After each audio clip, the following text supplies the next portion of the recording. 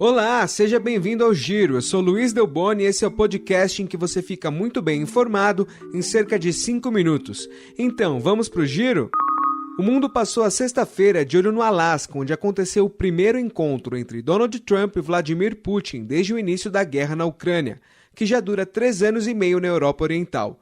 O Clauson Dutra tem as informações. A reunião entre o presidente dos Estados Unidos, Donald Trump, e o presidente da Rússia, Vladimir Putin, terminou sem acordo para um cessar-fogo na guerra da Ucrânia. O encontro foi marcado por troca de elogios entre os líderes, mas sem nenhuma ação efetiva. Os dois classificaram a conversa como produtiva e prometeram marcar uma nova reunião, ainda sem data definida.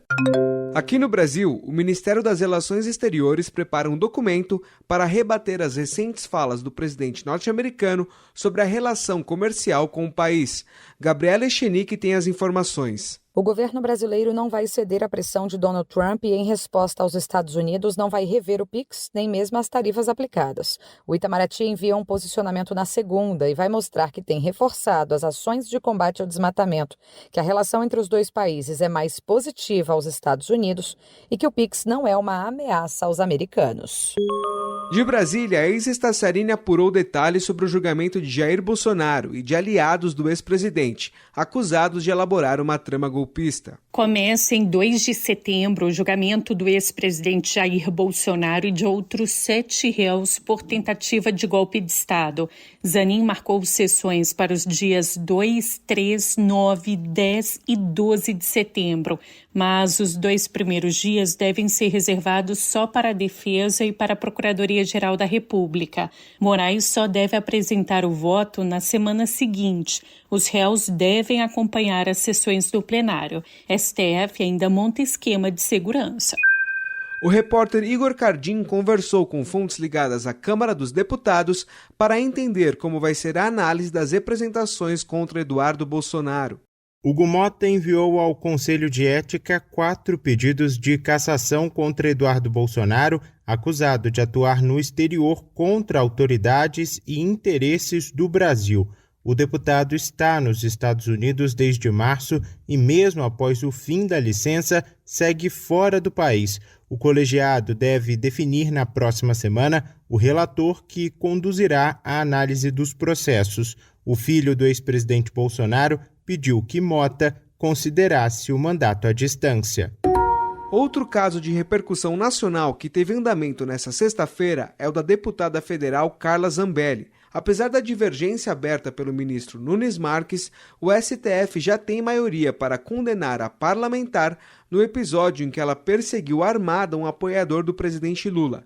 O placar do julgamento está em 6-1. O Giro volta já.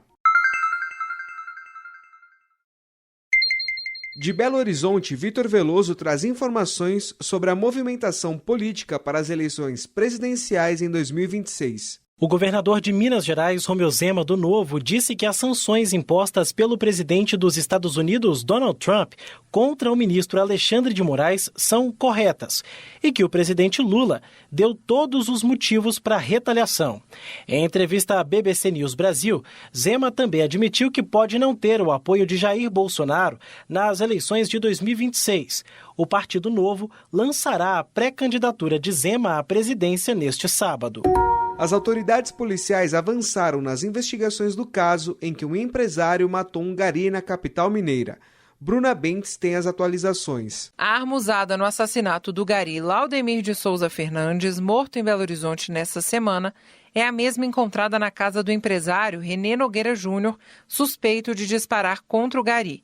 A informação foi confirmada pela Polícia Civil nesta sexta-feira.